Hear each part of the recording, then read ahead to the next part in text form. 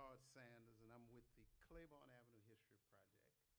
And we collect and curate history and multi-platform project all around North Claiborne Avenue.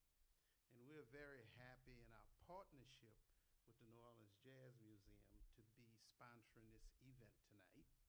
Was kind of shaky with the snow last week, but we finally pulled it off with all the renovations and stuff. So we certainly want to welcome everyone here tonight to listen and hear about this fabulous book. If you have not already read it, it's for sale outside of Economy Hall with Fatima, Shaik. And with that, I'll introduce Greg Lambusi, the director of the New Orleans Jazz Museum.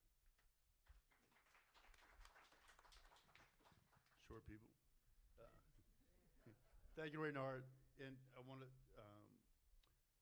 Reynard and the Claiborne History Project have been wonderful partners over the years, and grateful for Reynard coming in and helping us and working with us as a partner on this event.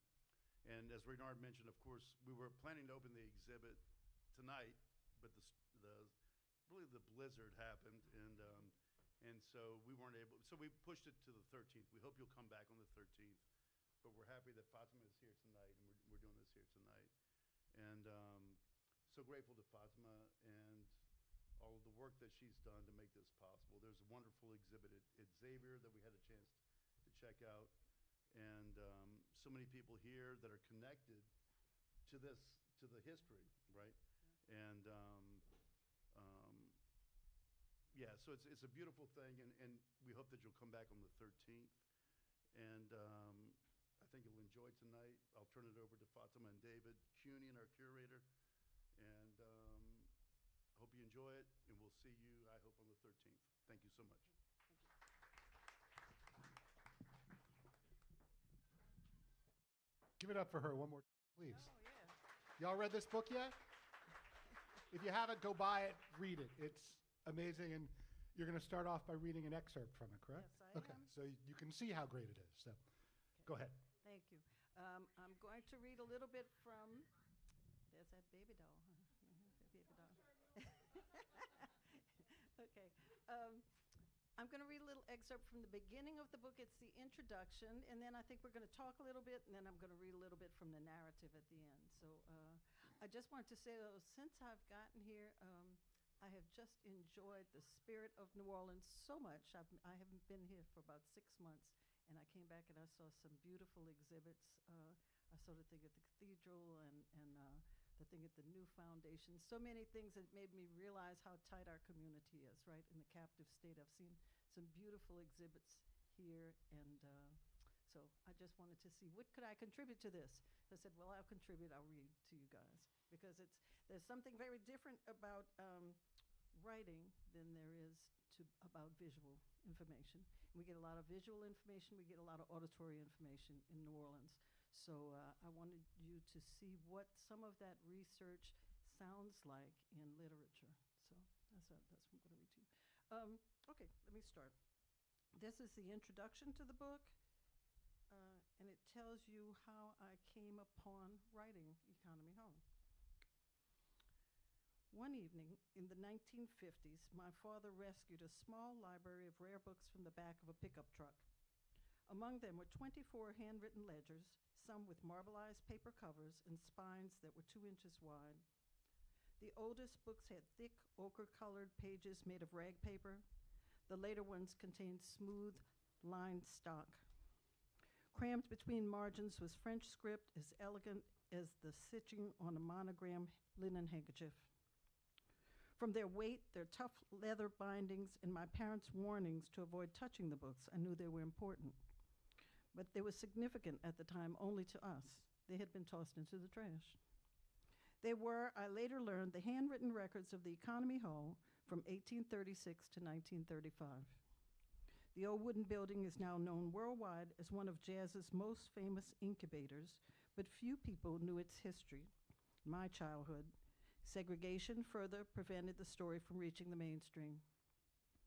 The hall's elderly owners were members of the Société d'économie et d'assistance mutuelle, the Economy and Mutual Aid Association. The benevolent organization was disbanding because it had become obsolete. 20th century black-owned insurance companies and funeral homes took over the society's 19th century function of providing practical and financial support for families during illnesses and deaths. Economy member Lewis Wilderson Sr. was responsible for selling the hall's contents, collecting the proceeds, and distributing them. He was also my father's best friend. The armoires, desks, chairs, and other furniture were sold off, but nobody wanted the ledgers and library books. So Mr. Wilderson sent them to the garbage dump. Having second thoughts, he told my dad, who hurried that evening to a nearby home of the trash hauler. The books remained in the bed of a pickup where a rainstorm had drenched them. Some were destroyed. My father retrieved as many books as he could, brought them home in his car, and spread them across the front porch to dry. They promised to be good primary sources for his research. My dad was in his 30s then and full of intellectual ambitions, yet he feared that he had reached the zenith of his career. As a boys' counselor at George Washington Carver Public School, he modeled professionalism, wearing suits, white shirts, and ties, sometimes in 90-degree heat. But he was palpably frustrated. He could not go into the archives, libraries, restaurants, and other public venues because they barred people then designated as colored or Negroes. The strain frequently sharpened the contours of his face. I'm skipping around because it's so long. One day in 1997, during a visit home to New Orleans, I looked in the cabinet. Nothing had changed since I was a child. The journal still sat on the shelf. I pulled out the books and arranged them chronologically on the dining room table. I opened the first volume and saw the date, January 1836. By then, I knew something of American history as well as Black history and the ways they had diverged. I realized that not only were these books old, but they held a story about America that few people had ever heard. When I began to read the economy journals, I started to see patterns. I could trace economy lineages in reverse chronology. 6 blocks up my childhood street lived Lionel Dupart Sr. and his family. Before I was born, they resided in a house over my side yard fence. In 1928, he was the Assistant Secretary of the Economy and had joined the society in 1910. He had the same surname as Joseph Charles Dupart, who hosted the first economy meeting in 1836.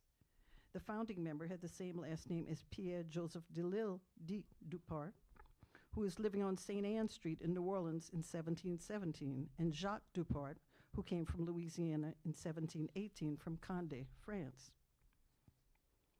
The family name Delisle, also spelled, you can't tell, but Delisle, was familiar because Madame Henriette Delisle founded the Sisters of the Holy Family in 1842.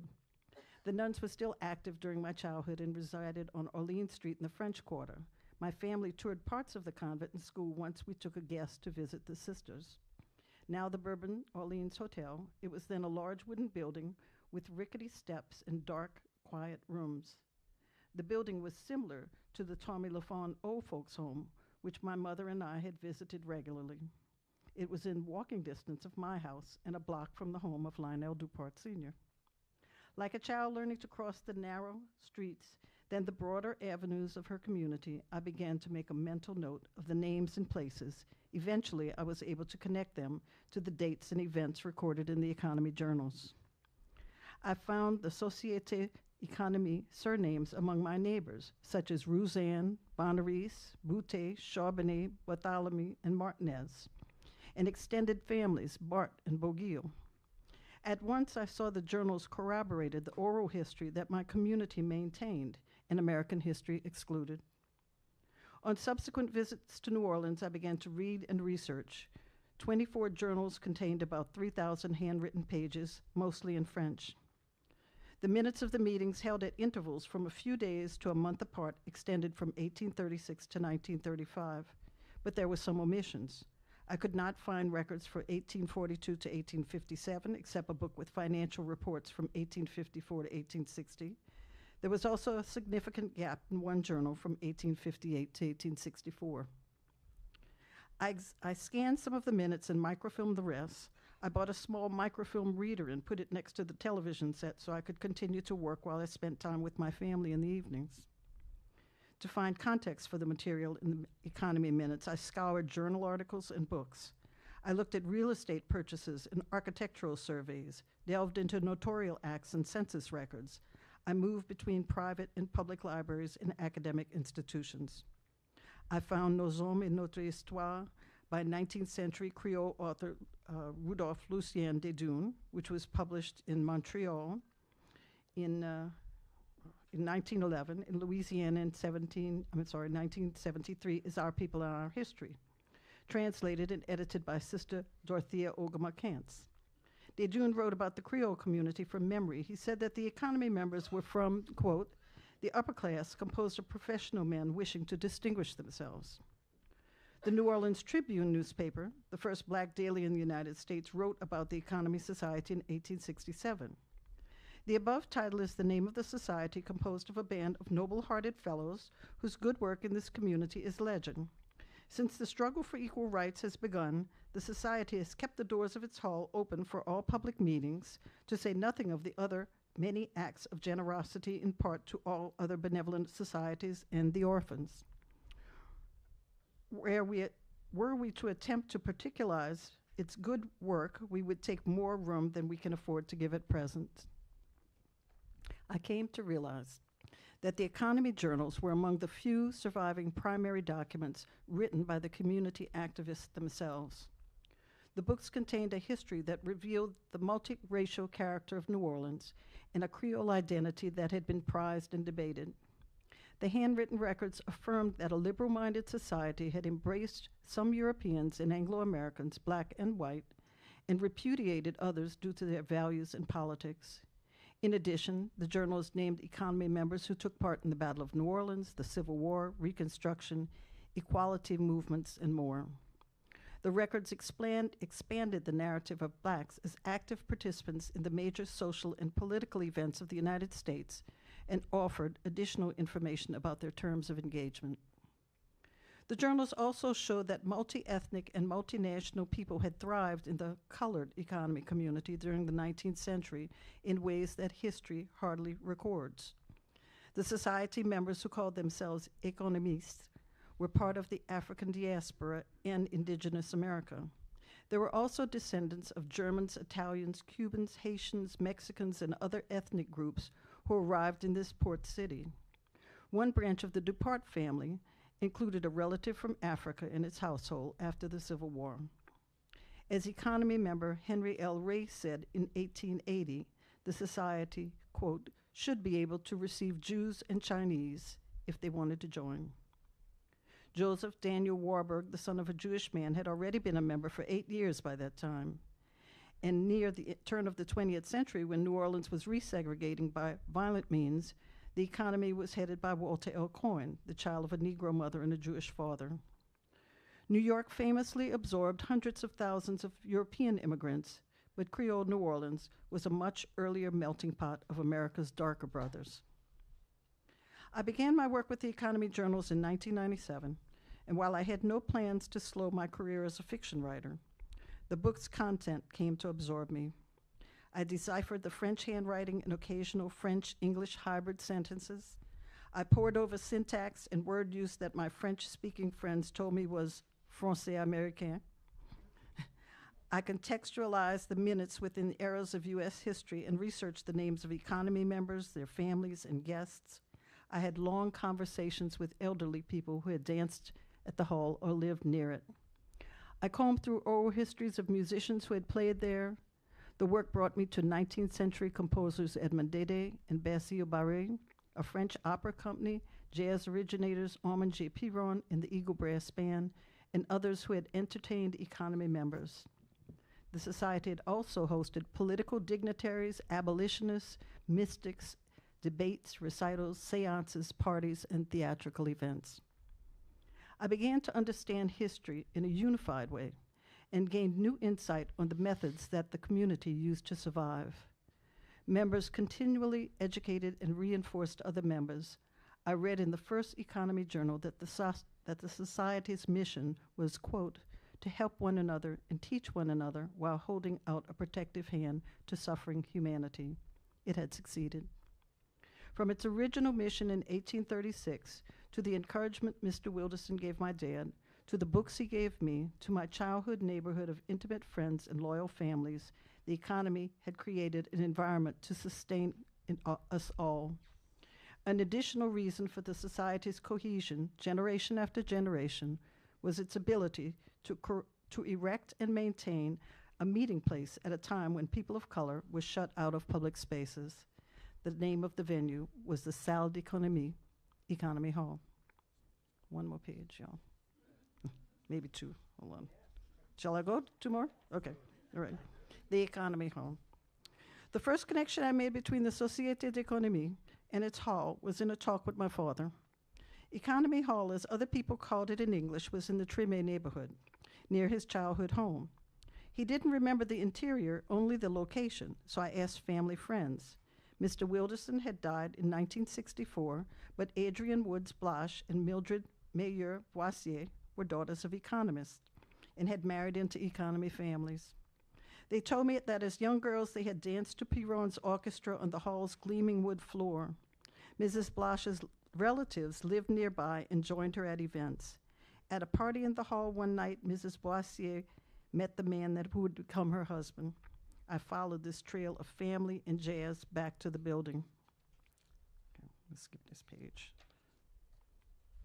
The downtown faubourgs of Tremé and Marigny, usually associated with French-speaking Creoles, may have been home to the first members of the economy, but men from throughout the city joined. Over the 19th century, economists lived in other New Orleans locations, such as Algiers and Jefferson. The society also expanded to include men with Anglo surnames and immigrants who had been born in Mexico, Italy, and Cuba. Partygoers and members of other organizations, both newcomers and natives, also came through the economy's doors. One of the first references to the Economy Hall that I found when I began to research was an announcement of an 1873 workers' cooperative meeting in a German-language newspaper published in New Orleans. The economy's reach into so many communities and the interaction of its members with political and military leaders in Haiti, Cuba, Mexico, and the United States, from Louisiana's territorial period through the first civil rights era of the 1860s to the second one in the 1950s, certainly confirms the society as one of the most influential multi-ethnic Black organizations in the South. The economy men had grand impact in one other area, the evolution of jazz. The society hosted local musicians at the hall's inauguration, included the teachers of some of the earliest jazz innovators as members, and rented the ballroom for dances that became legendary. Economy Hall is known worldwide even now. Millions of people today have heard the repertoire of the society's parties, from jazz recordings, and untold thousands have stood under the Economy Hall tent at the New Orleans Jazz and Heritage Festival to hear traditional local music. At least 100 oral histories in the Hogan Jazz Archives of Tulane University mention the hall as a location of meetings, parties, and parades.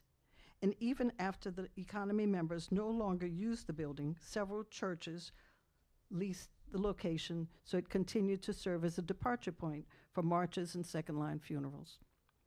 But perhaps only a handful of people alive know about the society that gave the hall its name. As a child, I held the can of red stain when my father painted the cabinet doors, and I remember watching him place the books inside. They were too fragile for me to handle, he said, too important. I was too young. Still, I sometimes sneak into the front room with a flashlight when everyone else was asleep to open the journals and press my fingers to the thick paper, wishing that I understood the secrets that they contained. Many years later, I discovered that several economy members had met in the dark back room of the Economy Hall to call ghosts in seances. And one night, through a medium, a deceased son came to speak for the dead. The spirit of Victor Lacroix told the séance circle, "Vous nous voyez, écrivez. Les amis sont toujours là. You who see us, write. The friends are always there." When I read this entry, I felt this message also was for me. These words had already resonated throughout my life. On early trips in the car when I was given a small notebook to scribble about my family's adventures, at the bedsides of elderly who guided my education, and at post-Katrina gatherings when I listened to some caunts of friends who encouraged me to write about their disappearing community. This book is a result. A century of New Orleans history drawn from my study of the economy journals and told from the perspective of an important member of the society. As Secretary of the Economy for several years, Luja Boguil was a prolific note-taker and in that way, my soulmate. I also chose him because his moral and intellectual growth mirrored his community's evolution. His long life, 1812 to 1892, intersected with the history of America and with the Western world as their societies grappled with the issues of slavery, equality, and revolution. He was warm, smart, open-hearted, and influential.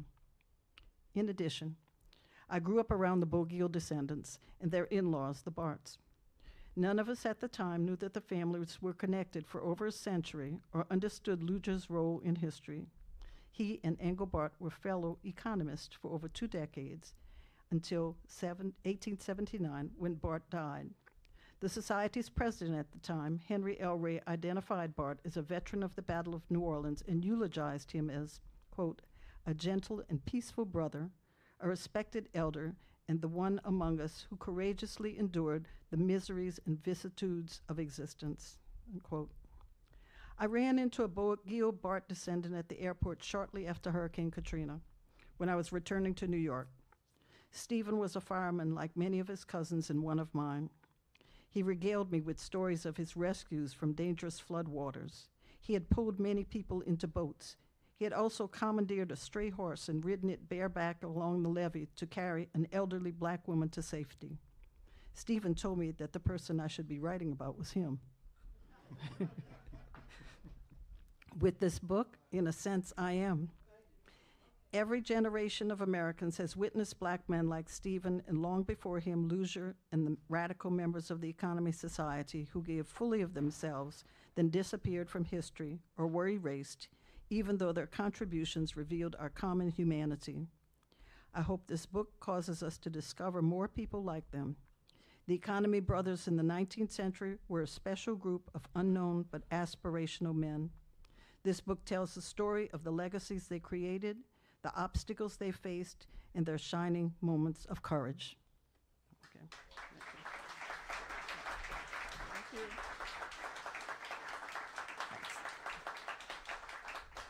Well, that answers all the questions I was going to ask you. I told you I was. One thing I was thinking, before you realized what the ledgers were and stuff, what did you know about Economy Hall? Nothing. Okay. I knew nothing. Before I got to the ledgers, because the ledgers came into the house like in the 50s, right? Okay. So nobody really talked about it. Nobody talked about like benevolent societies or anything. There was sort of in between that period, when it wasn't really popular to be a jazz musician, like a New Orleans jazz brass band musician. It wasn't really popular, so people weren't really talking about it, So, Okay. yeah. And how long did it take you? You translated all of the ledgers. Yes. How long did that take you? The translation, the very rough translation, took about 5 years. Wow. Yeah, so what I did, because it was 3,000 pages in French, right? And had I known it was going to take this long, I never would have done it, okay? But it was the French alone, just reading the French took about 5 years. And basically, I didn't translate it word for word. But what I did is, as I went through the minutes, because these are the minutes of meetings, right? As I went through the minutes, I could see, like, something, here's a ball, or here's a name I recognize from the neighborhood, or here's something, or this happened, like there was one thing that said, we will always remember that terrible night in October. And there was nothing else in the journal, so I'd have to, I had to go back to the newspapers to see like what went on so terrible in October. And I think it was, I think some buildings were burned because this was during the post-Reconstruction period, So that kind of thing then took me an additional 5 years. And then, so it took me about 20 years all in all. It's a long time. It's a long Yeah, time it's to too devote long. yourself That's to too long. something. I don't have another 20 years Right. in me. What other Thank you. what other what other resources did you use? What other types of research did you do to kind of fill in the gaps that you saw in the ledgers? Well, the first thing I did basically, because it started out with 15 men in 1836, right? So the first thing I did was go to Historic New Orleans collection a long, long time ago and just see if anybody could help me find the names of these people in anything. And we came up with a few things. This was before everything was digitized, right? So we came up with a few things. And then after I found the names, then I started doing sort of rough genealogies, then rough census demographics, and then sort of mapping, although I scratched out some things. Like I found out, for example, that Lujabo Gil, the fellow who's the main character in here, Lujabo Gil lived down the street from Battle of New Orleans soldiers, right? Former Battle of New Orleans soldiers. So when he was coming up, his father was also, I believe, in the Haitian Revolution. So these people would have talked to each other. They were like right down the block from each other. They all lived in the Marigny. So, I walked it, so I did all kinds of stuff. Yeah. I've in my research for jazz and stuff like that, same kind of thing. People don't realize until you actually walk it or you look at the maps how much of a community it was and how close everybody was and how everyone dealt with each other on a very personal level. Yep. You'd like Economy Hall's around the corner. It's no accident that Economy Hall, where one of the places jazz started, is walking distance from where Alphonse Picou lived at one point, where Sidney Bechet grew up, where all the Barberans were, where Danny Barker was. Right. It's all a community, and once you start looking for that, everything makes much more sense. Right. Just this week, what was I looking for? I was looking for I went to I didn't get to the opera. I went to the panel discussion at the HNOC about Dédé. And Dédé's father had signed the marriage certificate. He signed the baptismal certificate for Bogio's children, right? So Dédé had also, William Nickerson was the pianist. Now, I don't know if y'all know all of these names, but William Nickerson was the guy who taught Jelly Roll Martin, one of the people that taught Jelly Roll Martin. Well, he was the accompanist for Dédé when Dédé came to New Orleans. So, it was all really connected. Yeah. Well, what was Dédun's first name? Edmond.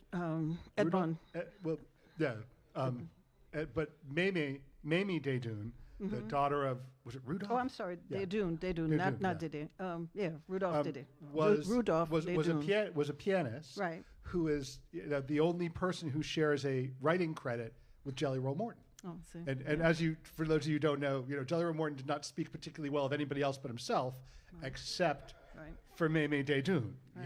So, what were some of the challenges you found in trying to do this research and write this book? Well, the biggest challenges were trying to figure out what the history was, right? Because I couldn't, because the history, some of these parts that I skipped, the history was so whitewashed that I couldn't tell who was who, They would say, like, I can't think of the name of the word now, but the people who came along post-Reconstruction who were doing a lot of terrible things were I can't think of the word, the survivors, or they weren't the survivors. They were the redemption movement or something. The Redeemers. Redeemers, thank you. They were the Redeemers. So as I'm going through newspapers, I can't tell who's doing what, right? They're saying these people are so great, they did these wonderful things, and at the same time, the wonderful things that they're doing were putting down the people who are in this community.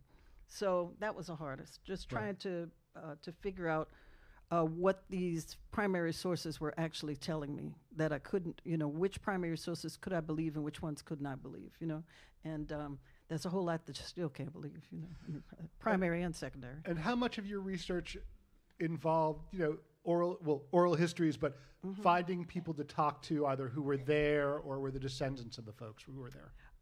In the very, very early, when I started hearing about Economy Hall, I went talked to people who my dad said were musicians, right, or people who I knew were musicians. So I talked to Mr. Dookie, and I think he may have played there a little bit. I talked to, I'm pretty sure I talked to Don Marquis because he was still working on the book. Then I found out that my friend Rhonda Blosh, I don't know if any Bloshes are in here, any Blosh relatives in here, but Rhonda had like a 97 and maybe 103-year-old aunts. Wow. Or cousins. So I was able to talk to them, and they had actually been at Economy Hall and gone to dances there. And also her mother, y'all know the Boissiers and the Mayers, and they all had danced at Economy Hall. And I talked to John Robinson's wife, Virgie. So she told me all about going to Economy Hall. So that was part of it too, yeah. Were there any kind of serendipitous or, for lack of a better term, lucky encounters or things that came through that you weren't expecting? I think the whole thing is lucky, I mean, I think what was serendipitous, lucky and not lucky, right? The fact that the books were on their way to the garbage dump, right? And that my father's friend was the one who was putting them out, and then he told my dad to go get them. Well, that's lucky and it's not lucky because Mr. Wilderson was in the economy, and that was their mission, to help one another. So he was my father's mentor all along. So he was always telling him things to do, like he told him to get his PhD. So he followed Mr. Wilderson's advice. He got his PhD, So it was lucky that this happened, but it was no coincidence that they were in the same sort of intellectual circles. Right. Again, the community is something that sustained the economies and also, helped you to do this. Yep. What's your favorite part or favorite parts of the story of Economy Hall? My favorite parts, boy. I don't know. I think I like it all. That's why it's so big, y'all. I couldn't, because it goes from the Haitian Revolution to the beginning of jazz, and it follows this Bourguignon family. So all of that was interesting to me. It was interesting to me that this sort of revolutionary spirit had traveled through. It makes me feel that that sort of spirit of progress and revolution and open door policy is what made jazz sort of come there, because they opened the doors to everyone, and they said, okay, well, we're all equal. Everybody has a contribution, right? So, and to me, that's what that does. So, yes, I liked it all. Sorry. What you said a little bit of this when you were reading, but I want to ask you again, what makes this story important? I think it is important because I think, for one, the society was probably the wealthiest international, intercultural society of black men in the South. I'm pretty sure of that. I haven't found anything else. These guys were trading in Europe. They were going back and forth to Cuba. They were going back and forth to Haiti. They had $25 in 1836 just to put up for membership. They got almost $400 for the Sisters of Charity in 1840s. So the fact that this society, this very important society, existed was very important to me. I think they're important in terms of history because most of the histories that we hear of are histories of victimization. And these people were not victims. They were very active. They were active in the Battle of New Orleans, in the Civil War, and the Reconstruction government. They were always, when there was something happening, they were there to do something about it. So that was really important to me. It impressed me to that one, how resourceful they were throughout for over 100 years. This is a consistent thing. And though I hate to use this word because it's become a word we're all using these, but how resilient they were also going through what they went through and what New Orleans was going through. Right. Resilience is the word we will all be using. But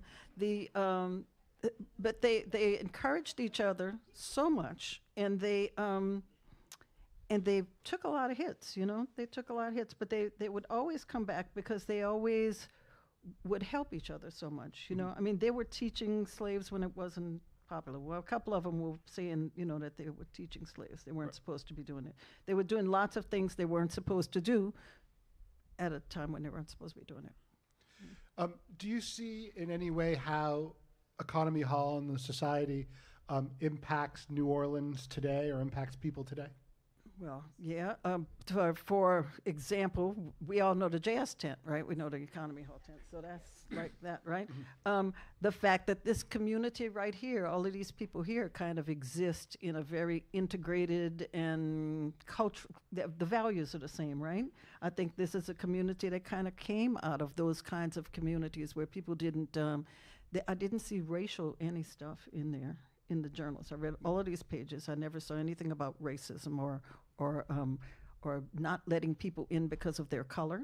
I saw one thing in 1858 where they doubted because someone was a mulatto American, and I think it was American more than it was that they were a little bit hesitant about. But they were. And as it developed from an elite sort of society to a very open society, with jazz. So I think that kind of community is the kind of communities that we still have in New Orleans that you really don't see other places. Mm-hmm. Mm-hmm. One thing also that, and I've been reading it recently, that I see that I think makes it important, and I just want to point this out, that that as we see things changing in the politics of today, seeing also what they went through post Reconstruction. It's too early to say, but if you look, if you start looking at what might be going on in our world today, they seem to, we might start going through some of the same things they did. You certainly can see some of the beginnings of it. And for me, seeing how they dealt with that and seeing how they kept themselves together and supported each other, I also think as we go through the next few years, it's going to be incredibly important, and it makes the book important to look at that. Well, thank you. I think the book is important, but I also think that it does show a sort of a roadmap.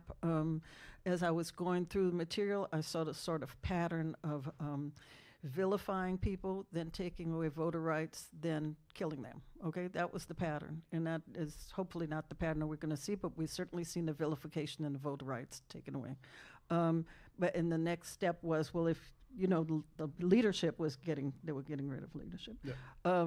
So I think, but what I think held them together, what was very important, is that they were right there on Ursuline Street from 1836 to 1965. So, just having a place to go to where everybody came and they knew that there was this activism in this community. I think that was really important. I think it's really important for us to keep institutions going. And it wasn't anything, am I right? It wasn't anything political that stopped them. It just was a hurricane. It was in 1965. The building. Yeah. Well, they by 1948 or 50, when I got the books, or early 50s, they had sold the building. They just because the insurance companies, there were black insurance companies and funeral homes by then, so people really weren't getting in benevolent societies like they used to. So they sold the building to a church, but the church still had second lines and music and everything, right there. So when it did come down, it was a hurricane. Yeah. Mm-hmm. What has been the reception that the book has had for you? What have people said about it? How has it been? How has it been received? I like to think people like it. The people that don't like it have not told me. And they don't need to. So yeah, I think it's okay. I've been trying to put it out there, and get articles written and for people to know the history, because I think it's like I said, it's not a history of victimization. We're always seeing histories of victimization, It's not always happy. I'm gonna tell you all, it's not always happy. But these people were active in their lives, Yeah. Yeah. Mm-hmm. They did not see themselves as victims and were not victims at all. in Not at all. an amazing way. Yeah. Do you want to take some questions? Or? Yeah. Okay. Sure. I'll take questions. Yes. In the back. Okay. The original transcripts. Where are they? Are they archived, or like history collection? Where are the original transcripts? I have them. I have them. I will not say. Hey, y'all. I will also say that UNO, the special collections there, has one. Yes. that currently is that they kindly have loaned to us that will be displayed at the exhibit. So you can actually see what the ledgers look like. And from someone who has been reading the book and now is actually seeing the actual ledgers, they're amazing. Yeah. They're very moving to see. They are amazing. And I felt a little guilty for a little while about like not making them so public. But then I went to the notarial archives, and there is so much information that we can go and translate. Anybody who wants to go translate stuff, you got a lot of translations to do before you get to me. So that is my. Please, if you have any spare time, there's a lot of this stuff that needs to be translated and dealt with. It really does. Those of us who are archivists, researchers. So. It really does. Yeah. Second round. So was there anything significant about 1836? I mean, could it have just as easily been 1826 or 1846? And the second part of the question is, do you know, were there things going on in other southern cities at all that were similar? The question was, was there something significant about 1836, and were there similar things going on in other southern cities? In 1836, in 1833, Francois Boisderet was he was a member of the Citizens Bank. He had shares of Citizens Bank, right? And then Citizens Bank in the 1830s, and I think it was around 1836 or 1833, I'm not sure, but it was around that time, that Citizens Bank said they could no longer have people of color as shareholders, and they would not give him his money or his shares back, right? They just said that. So he sued them. He went up to Louisiana Supreme Court, he sued them, and he won. Because the men who formed the 15 men who formed in 1836 were all pretty wealthy men, I think that they got together to sort of protect their own interests, because they did share a library, they put their money together, they pooled their money. So I think they were sort of protecting themselves against further being cut off, from their money, right? What was the second question? Other cities. The only one that I know offhand was at the time that we had the massacre, the 1866 massacre, that was also happening in Memphis, Tennessee. So that was a massacre in New Orleans in 1866 because people were going marching for voting rights. It's much more complicated than that, but they were marching for voting rights in 1866. They were also doing that in Memphis, and people were killed in Memphis also. Sunpa.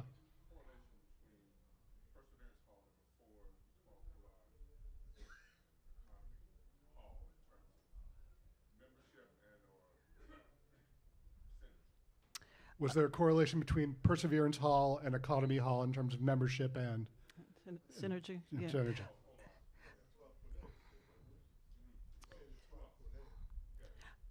I just my knowledge about that other hall, Perseverance Hall, is not so good.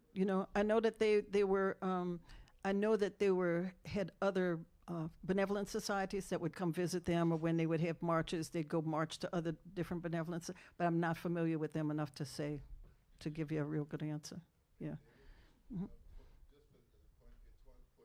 Yeah. Mm.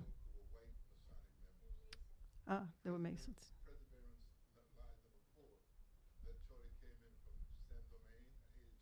Right. After the fact. And Etoile Poulet is 2 years younger than Perseverance lies number 4, which is located on Strong Park. Okay. And I think they had a march in the 1880s to Etoile Poulet. I think there was a march. That was one of their stops. But I don't know what sort of synergy they had other than that, Yeah. Oh.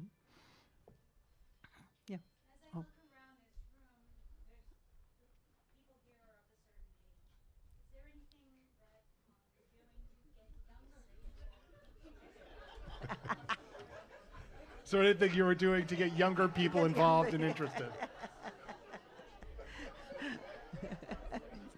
Thank you. I think it was.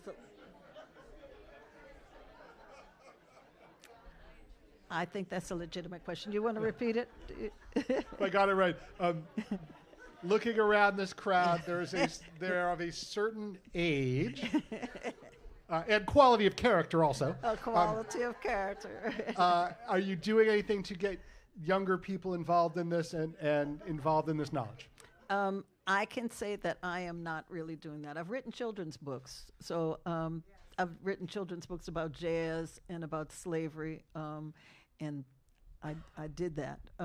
So now I'm writing adult books, and I am hoping that the Historic New Orleans Collection, the Jazz Museum, people like that, these institutions will sort of educate the young people. If anybody wants me to come to their school, I'll come to their school. But I'm putting my energy into writing. Yeah. And certainly, if anyone wanted to write a kid's book about Economy Hall, you would help them out, right? I would. You know what it is, y'all? You know what it is? It's that I don't work for free. So it's like I will help people out. I will put people in the right direction and stuff. But I'm a writer, and that's what makes me a professional. Otherwise I would be a, hobbyist. It's according to the IRS. Right. Okay. This is kind of a stretch. Yeah. 1863, Economy Hall, so they come to me. Hmm. A benefit function was held for the widow of Andre Caillou. That's right. Yeah. Are you guys ready for bombshell? Yeah. Andre Caillou was half brothers to Molière Duvernay, Mm-hmm. whose father migrated from Saint-Domingue after the uprising, but he and his brother migrated to Mexico. And I do have the book. I have not read the book yet, I just bought it. So don't beat me up. Is there anything in the book that speaks to the relationship between those free people of color who also assisted Benito Juarez, who lived in Tremay,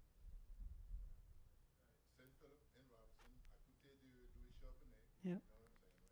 Yeah. Is there anything that speaks about that Well, I have the hard copy. relationship between New Orleans, Tampico, Veracruz, y Mérida? Yes. Super. It's in there. It's in there.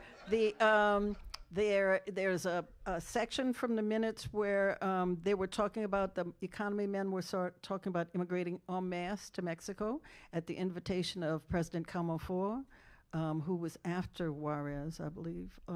But Comonfort had invited them to come. They, in fact, in the hall, they had a picture of Comonfort that had been sent to them from Mexico.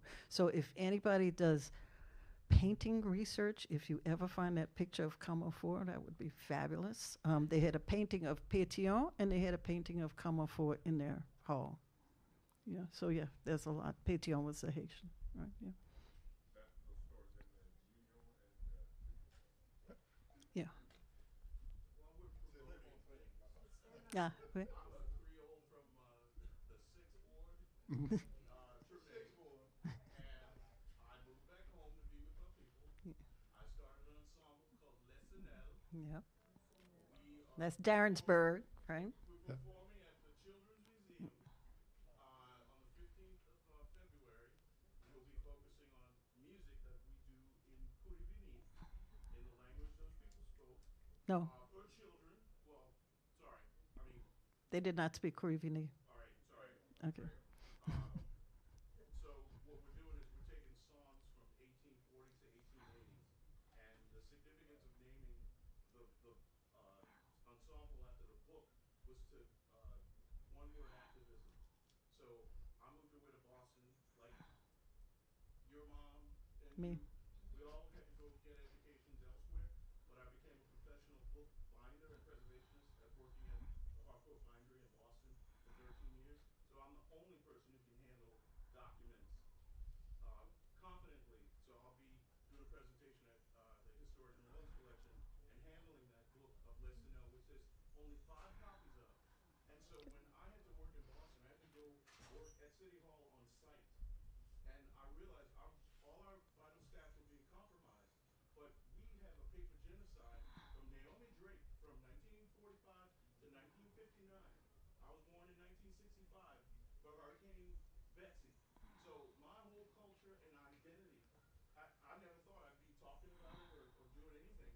But because of that guy over there, Bruce, started a organization around the Union, a newspaper doing is, I'm 59 years old.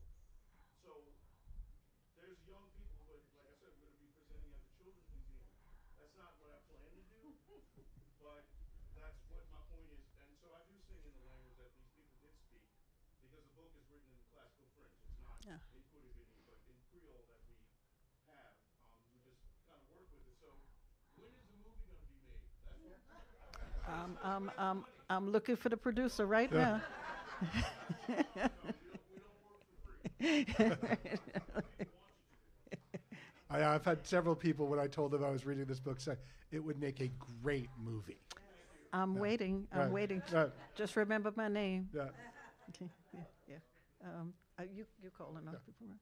I would like you to speak more about, I know there was a movement of spiritism. Mm-hmm. I would like you to speak more on these seances and these, this whole spiritual movement inside the Creole community. Speak about the Yeah. the spiritualist and the seances in the Creole community. There was the Cercle Harmonique, which is a circle of spiritualists, met in Economy Hall once a week. It started, I'm not quite sure, but it was active in the 1850s. It was run, if you read Melissa Daggett's book about Henry L. Ray, she has a lot about that. But they met in Economy Hall. A lot of economy members were in and out of it. I think it was sort of inspired by the deaths, yellow fever and stuff, and people were sort of turning to a different religion. There are some quotes from ghosts in here. There. Ms. Simmons. In your early remarks, you made mention that at Jazz Festival they have a tent called Economy Hall. Yes. Well, I'm the person who gave that name to Economy Hall and produced all of the music in there. Yeah. Y'all know Miss Doty? Yeah. Yeah, Miss Doty. Yep. Say it up, Miss Doty. Good. Thank you, Miss Doty. There you go. Thank you. And another thing, when I read the book, Economy Hall did not have many English-speaking people as members. Right. And the bands that they use, they call orchestras. Mhm. I didn't know until I read the book that when English-speaking people began to join Economy Hall, they gave the name brass band That's right. to They sure did. instead of using orchestra, Right. because they didn't know how to spell brass band in French. So Yeah. There was no word. They were trying to say, how can we put down? They were hiring a brass band. yeah, so At- that's how the term came about, brass band. Yeah. They were hiring a brass band for an event, and they did not have a French word for it, so they had to write it in English, brass band. Yeah, right, yeah. All right. We are going to take a short break, and then, am I right, Detroit Brooks is coming up? Yes? Eva, am I right on this? Yes? Okay. Sweet. Okay. You're going to be outside be signing more outside. books? Yep, So, yep. Okay. All right. All right. Okay, thank you. Fatima, Shaik. Thank you, guys. Thank you. Thank you, Gretchen.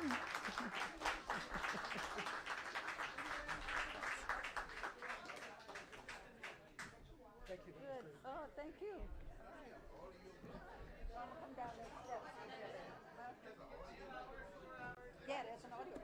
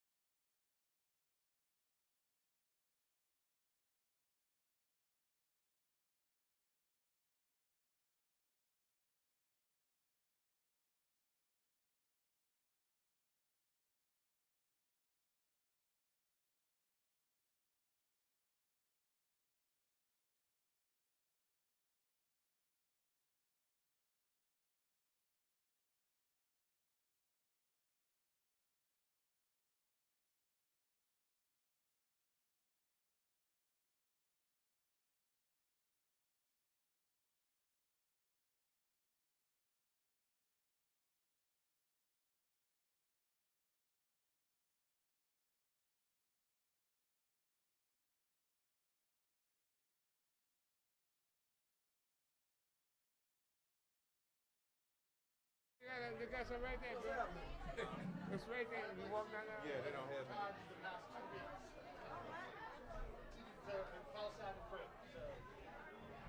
Have another stool for the base. What? You have another stool for the base. Yeah, I bet we could come up with it. Thank you. Let me go ask about that, and then I'm gonna introduce y'all. Oh, that's what I was wondering who's going to introduce us. Who will start with?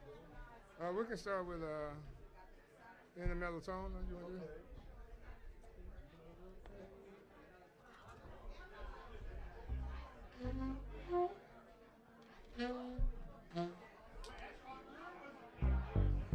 How you doing, dog?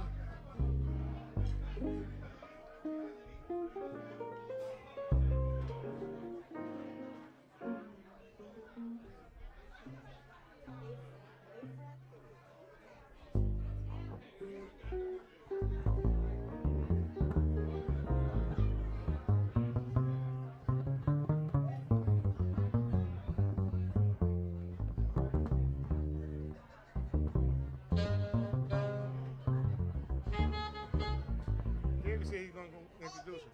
Hey, sweetheart. No, David said he's going to do it.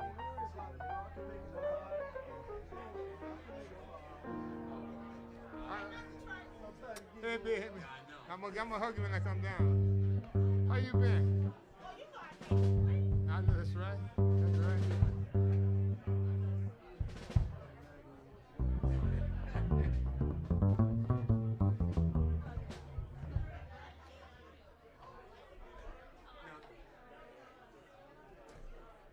You good? Where's Sam, man? Chris, I'm gonna try and find you a stool. Get started. I'll try and find you a stool. All right. I'm not quite sure where it might be. All right. Are we ready to go? Yep. Sure? Yep. You're born always. All right. If y'all would take your seats, or if you're going to stand in the aisles, be prepared to dance. I pay you every time if you. All right, y'all, we're going to get started with the music portion of the evening. So please take your seats.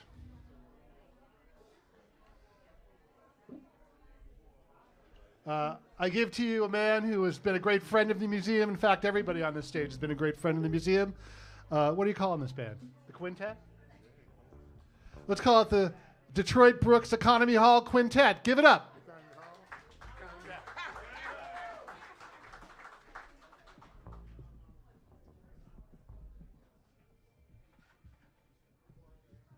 How's everybody doing tonight?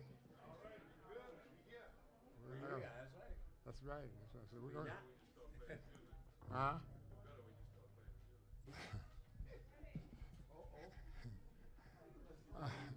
Remind me to talk to Greg about having a comedian in between sound checks next time, and it won't be you. We're going to start off with hello. We're getting the feedback. You hear? Test, mic, test, 1, 2, 1, 2, mic, test. Testing. Yeah. You want to count the hand?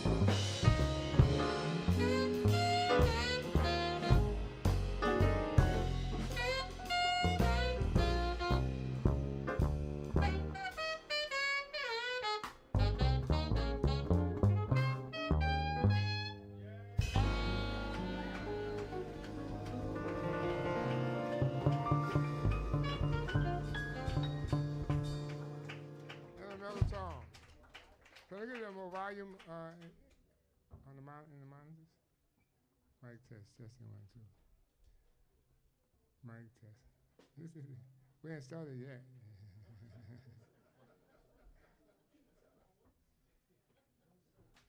You ready? Y'all ready? Sure. We're gonna do a standard tune by the name of Sugar. Yeah, you want comment? Go ahead.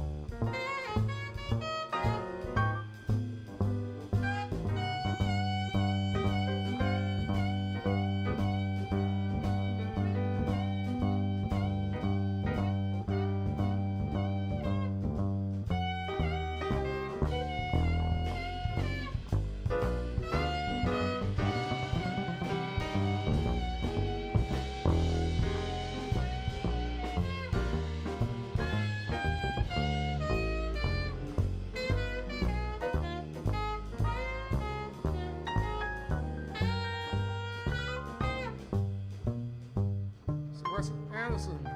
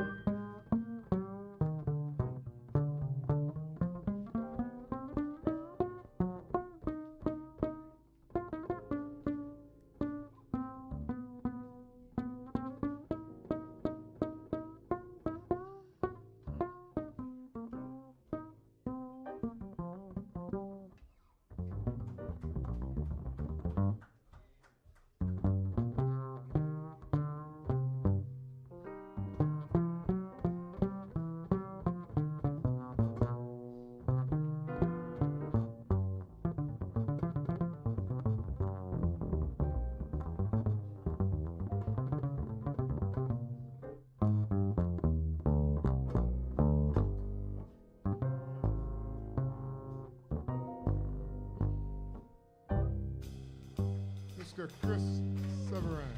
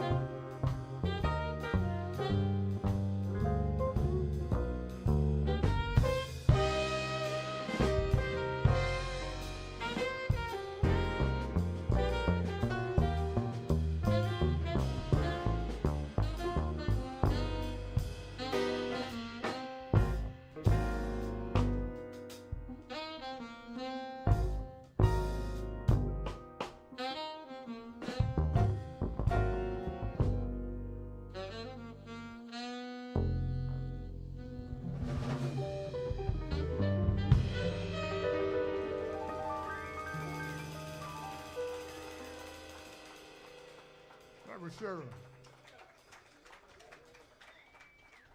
We're gonna do another Duke Ellington tune. Just squeeze me.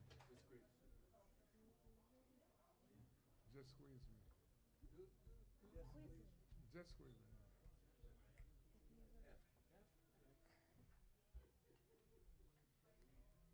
I'm gonna attempt to do vocals on it. Testing, testing. Too much of a dollar. You ready? Yeah, play it down one time.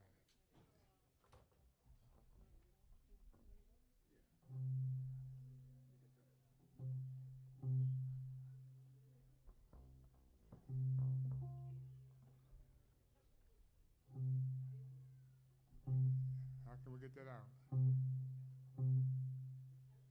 Go ahead, let's go. Two, one.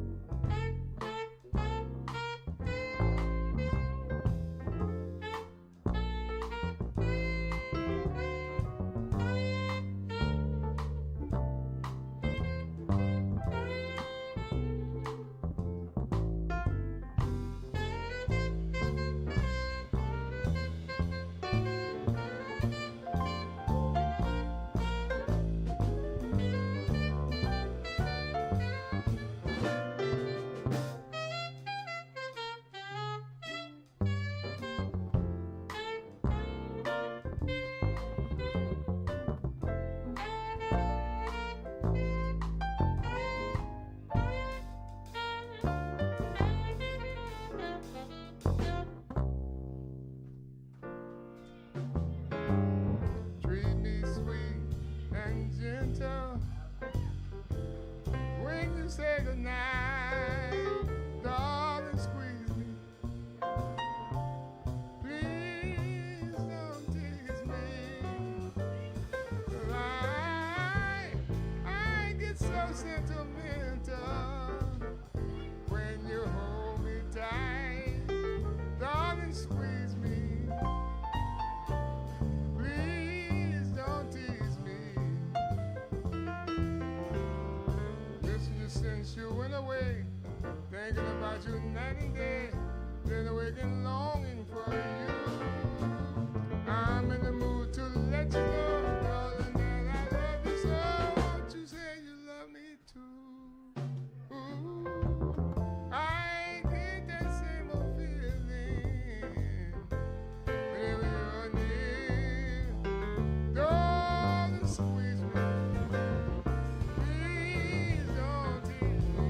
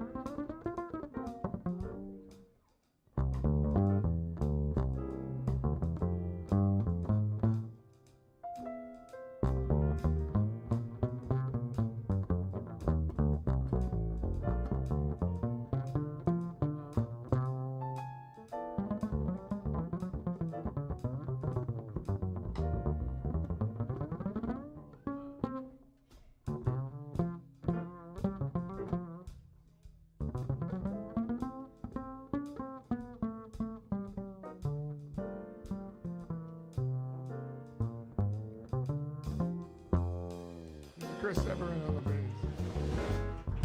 Treat me sweet and gentle when you say goodnight, darling, squeeze me. Please don't tease me.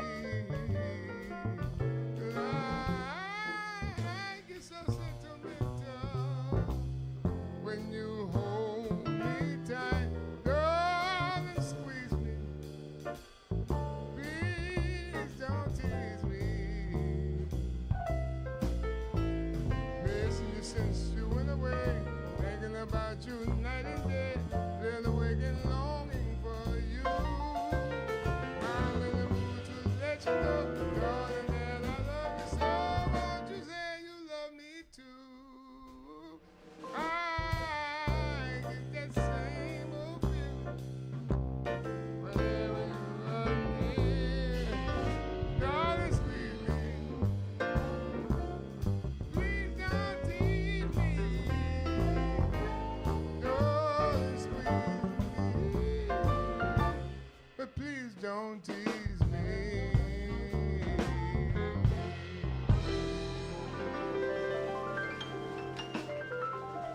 Thank you, thank you, thank you, thank you. Thank you very much, sir. We're gonna feature our saxophone, Mr. Wes, Warm Daddy Wes Anderson, on the blues, slow blues. You want to slow it down if y'all want to. I see we have dancers in the back, so anybody feel inclined to go back and dance, space is there for you.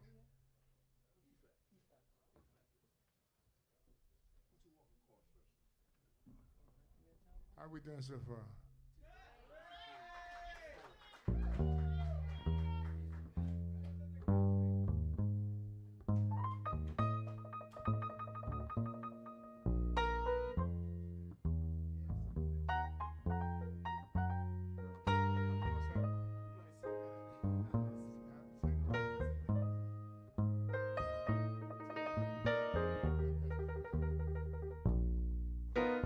Dedicate this to Mr. Eric Waters.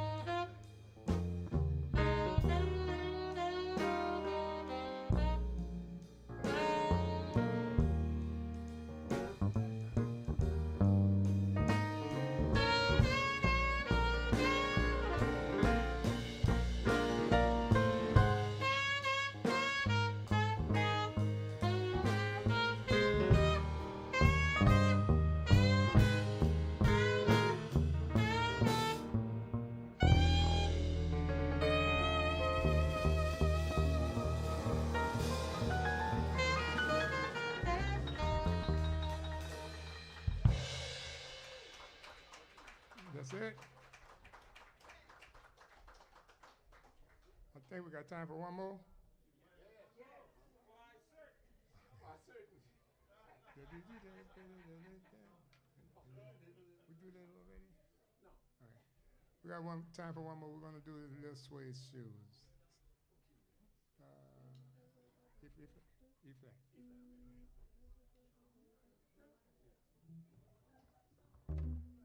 Ready?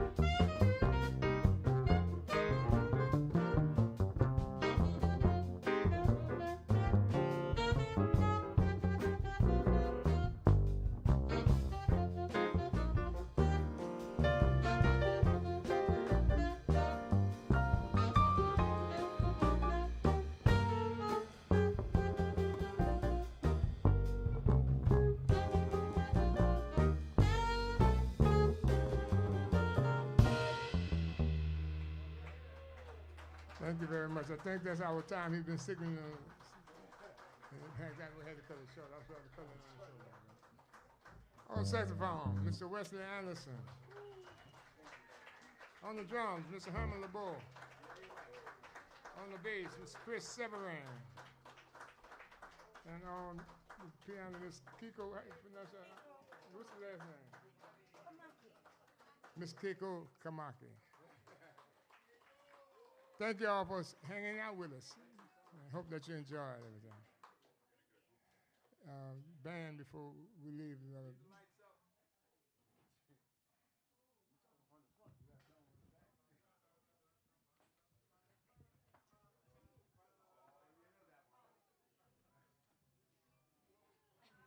With instruments, Eric, or without? Eric. What up? There you go. Okay. There you go.